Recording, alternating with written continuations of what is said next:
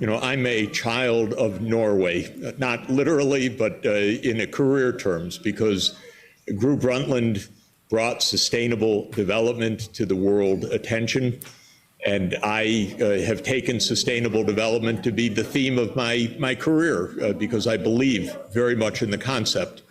In 2000, 2001, I advised the WHO when Dr. Brundtland was the Director General, and she had a wonderful Chief of Staff, Jonas Gahr Støre, whom you know, who was a good friend and supporter of the commission that I led for WHO. I learned my public health from Tore Gadal and from others in Norway. So I have been a big admirer all my life of Norway. But I'm very, very disappointed in Norway these days, in my friends, in Jens Stoltenberg, in the NATO focus. It's been war language and warmongering all the time. I know that Norwegian leaders know better, but they don't say it, and it's very discouraging. Now, what is happening, and it's so important to understand, is the United States, U.S. government, does not tell the truth about anything. This is what needs to be understood and absorbed. The United States government is an imperial government, and by that I mean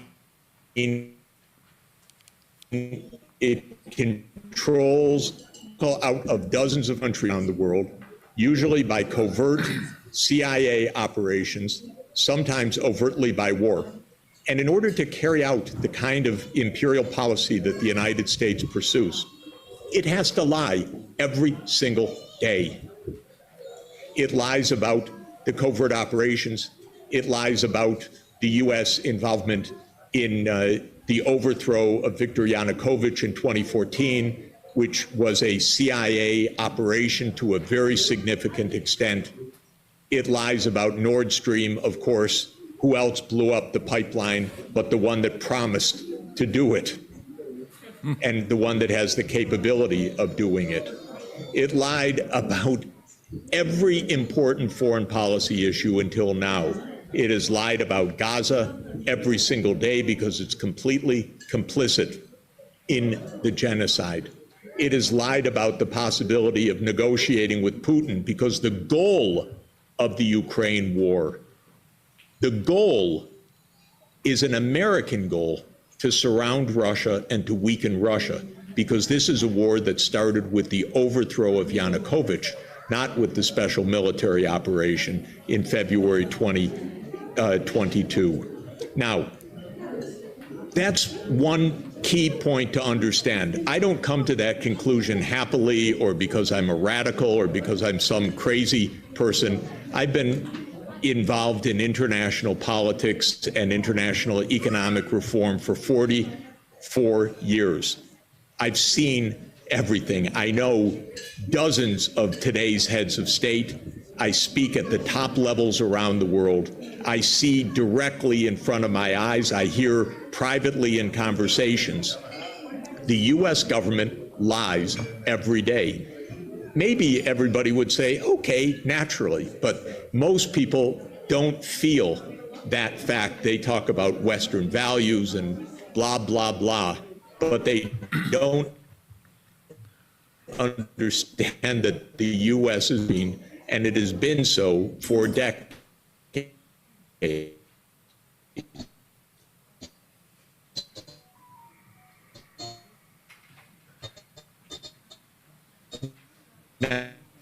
Now, then comes your question. The main I define as the New York Times and the Washington Post, by the way, were antagonistic to the government and would reveal secrets and would do investigative reporting. And Seymour Hersh was on the staff of the New York Times, after all. And I'm so sorry. It's quite remote where I am. So I was saying that when I was young, the New York Times and the Washington Post were a kind of watchdogs of government. They revealed the secret bombing by the U.S. In Cambodia. They revealed the Watergate scandal. They published the Pentagon Papers. when I said recently to a friend of mine who is a very senior New York Times correspondent and a classmate of mine from 50 years ago, I said, what happened to the New York Times? He said, that paper that you knew is dead and gone. That's from my classmate and one of the most senior people on the paper. The paper does not regulate, does not challenge the government at all. The same is true with the Washington Post, which is often called a mouthpiece for the CIA itself, the place where we read the trial balloons by the CIA in the columns of the Washington Post. So this is a mystery to some extent for me. I'm told it shouldn't be a mystery. This is the corporate sector. This sector is deeply intertwined with the military-industrial state, both advertising and personal connections. It is said, and I think quite plausibly, that the CIA has its own people in senior positions in these media, and that these really are outlets. I can tell you as a personal matter, though I know so much firsthand about Ukraine and Russia because I was involved as economic advisor to Gorbachev, to Yeltsin, and to Kuchma, the New York Times will not publish a piece by me. Not 700 words. And that is not just a personal complaint. We actually reached a stage where they had copy edited a piece of mine and then told me at the end, so sorry, we're not going to run it. Then they recently invited me to submit a piece about Pakistan, and I described how the US government had brought down Imran Khan. And then they said, no, thank you, Mr. Sachs, we're not going to run a piece like this. So the mainstream media, for me, which was an open door for decades, because I'm one of the Americans that has high-level, firsthand knowledge. I've advised 3 secretaries general of the UN. I've advised dozens of heads of state on various economic and financial matters over the last 40 years. They will not publish me. I cannot appear on mainstream television, on MSNBC or on CNN, except when it's about climate change, I have to say, because then CNN has me. But when it's about foreign policy, they will not include me, even though I used to be a regular on these shows. So our mainstream media have really closed down. Now, in Europe, it seems to be the same. Everything about the European situation is hard for me to understand. European leaders are more sophisticated. They understand Russia better. They understand reality better. They understand the United States better. They understand NATO better. But I have had senior European leaders tell me, there's nothing we can do. They treat us like children in Washington. This is unbelievable to me, how a European leader can let themselves be treated like children. But this is, I'm told this, I'm not surmising this, I'm told this by prime ministers.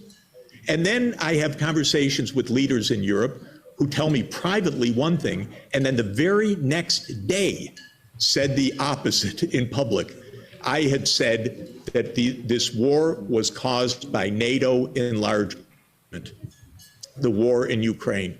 This is a US-led war, not a Putin war. This is a US-led war. And the leader said to me, you're right, you're absolutely right. I said all it would take would be for Biden to pick up the phone and call Putin and say, we're not going to enlarge NATO. You're right, you're absolutely right. And then this same leader said within days the opposite. Ukraine must join NATO. This is a long-standing, completely clear, but hidden agenda of the United States. I say completely clear for those of us who know it and have been around for 30 years.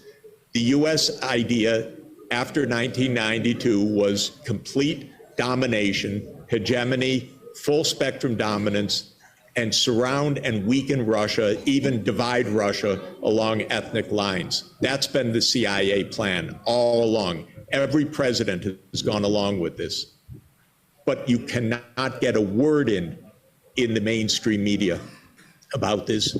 You can't get any European leader to talk about the truth, even basic facts, other than Viktor Orban or Fico in Slovakia. And then when they do, they're branded as heretics, Putin lovers, traitors, people who need to be punished. And the worst of all of this, the real collapse in Europe is in Germany, because at least Angela Merkel had a point of view. And I personally like her and respect her.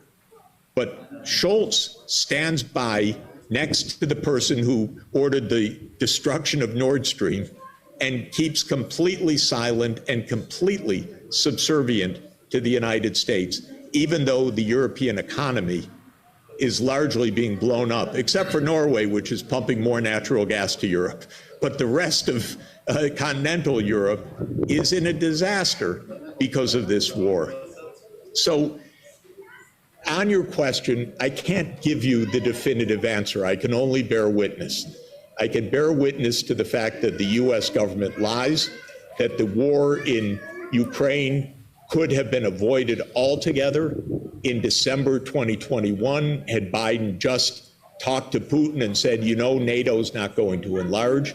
The war could have been ended in March 2022 with an agreement reached between Ukraine and Russia that the United States rushed in to block, and the UK also, because remember, the UK will always side with the United States, but more enthusiastically because they love empire even though they lost their empire. So they just can't believe their good luck that they have the United States carrying on the good old Anglo-Saxon tradition. But other than,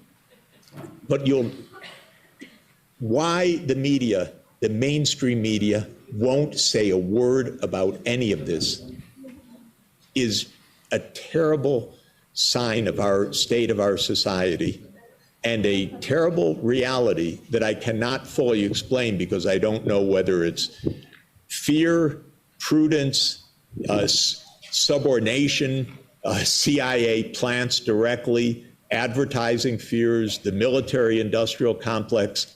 There are many theories, and I can't really explain because I know these editors personally. I was teachers of some of them. I was colleagues. I was student colleagues at Harvard College with some of them. And I cannot explain that we have no grown-up discussions at all right now. Every word is a lie. So I'll leave it. And then one last point about the alternative media. It's very noisy. You hear everything on it, but you also hear the truth on it if you know where to look. So my strategy is to watch Russian channels, Indian channels, Chinese channels, as well as Western European and American channels, and try to use a 360-degree perspective, as well as the privilege of being able to speak to top diplomats around the world each day to try to understand the truth, because I understand that I'm not going to hear it from my own government. Thank you very much.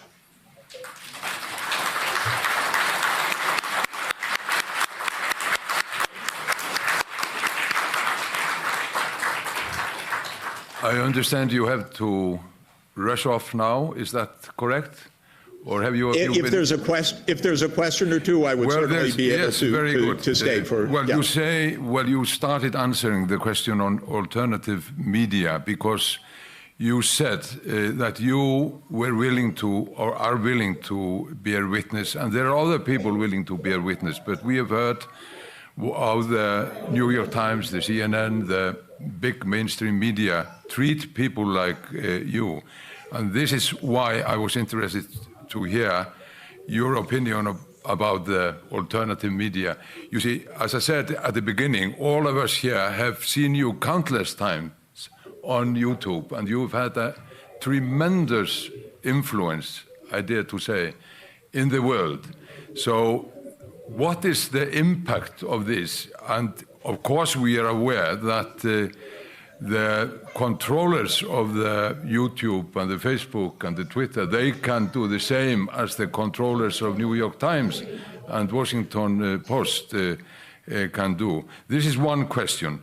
And another one, I would like to ask you about your evaluation of the importance of the Julian Assange affair and WikiLeaks. What is your prediction here? Well, you can't predict what will happen to Julian Assange. Nobody can amongst us. But the consequences of the whole affair in general, your opinion on that, please. Yes, so on the alternative media, so far there have been voices that use some care in their language, but stay on YouTube and the other Western-based social media. I participate in a lot of discussions, as you've mentioned. It's very interesting for me, unlike 5 or 10 years ago when I was very common on mainstream media. I had people who saw that, but mainly in Washington or New York. Literally, when I walk in the streets of Ethiopia, even this rural area, people say, "Are you Jeffrey Sachs? I watch you on YouTube." So it's quite interesting, the reach of this that is quite unusual. That's true. I found that in China, in all over the world. People are watching YouTube channels. So it's very interesting for me for exactly the reasons you're asking. It's a sociological issue and the spread of information. Of course, it's a very noisy medium. It's a self-publishing medium, but you can be reached. Now, I have another policy, which is that when I'm invited to speak on Russian television, I accept, or on Chinese television, or just about any television. I'm on Ethiopian, Cameroonian, and so forth. And then people attack me. How dare you speak on Russian television? Are you a traitor? And of course, the answer is I'm trying to communicate. We need to make bridges. The whole approach of the imperial state is to say that the other side is pure evil, that there's no one to talk to, and that anyone that has anything to do with the other side is a traitor, a Putin lover, and so forth.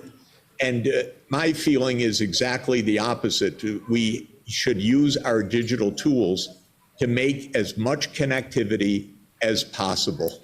And people say, oh, but you're being used for propaganda. My own view of this, for whatever it's worth, is that I hold myself responsible only for my own words and my own views, and I try to be extremely careful with my language.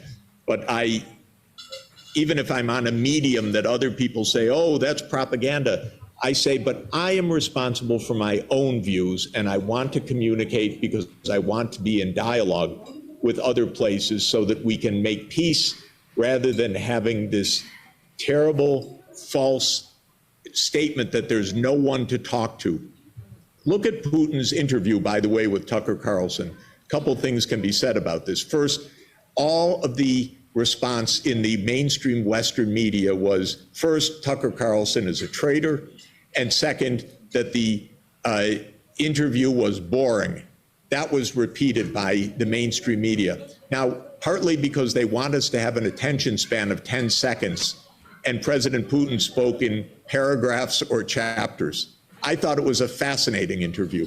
I know a lot about the history. I know a lot about modern history of Russia and Ukraine, and he said a lot of very interesting things that we should take down and then analyze. But our newspapers refused to take the interview seriously. They only wanted to characterize it emotionally. It's propaganda. It's boring. It's rambling, rather than talking about the substance. This is a kind of brain death of the West right now. What are we doing? Are we just going to be in a coma? Or are we going to talk, listen, engage, argue, debate, but not kill each other in the process, but actually listen? The other thing that President Putin said repeatedly in that interview, beforehand and after, is we're open to negotiation. I want to know, did my dear friend Jonas Garstore say we should explore negotiations? I don't think so. Did President Macron say, we should at least try negotiations? Absolutely not. Did Chancellor Scholz say that? Of course not. Did the White House say that? You have to be kidding. The whole theory is never negotiate, because we're dealing with a long-term U.S. strategy, much of it covert, a lot of it CIA, to weaken Russia, not to talk to Russia, not to reason with Russia, not to negotiate with Russia. So we keep the false line. There's no one to talk to, even as the other side says, we're ready to talk. So this is the absurdity of it. It's as if we're not grown-ups, not capable of listening with our own eyes. Now, when it comes to Julian Assange, my main point is the following. The biggest crime in America is leaking confidential information. That's what really interests the Justice Department. That's what really interests the White House. Why? Because if you are an imperial state, well, then you need to have deniability about the criminal activities you're carrying out. The United States overthrows governments as a very bad habit, but they're all, quote, denied. No, Mr. Sachs, that's a conspiracy theory. Well, it is a conspiracy theory because they are conspirators. That's their job. It's not even a surprise. It's not even close. If you don't believe in conspiracies, you do not understand the United States government at all. That's not speaking as someone crazy. That's speaking as an analytical point. They do covert operations. This is documented on dozens of books on my bookshelf. So Julian Assange is a threat to that. One of the key memos that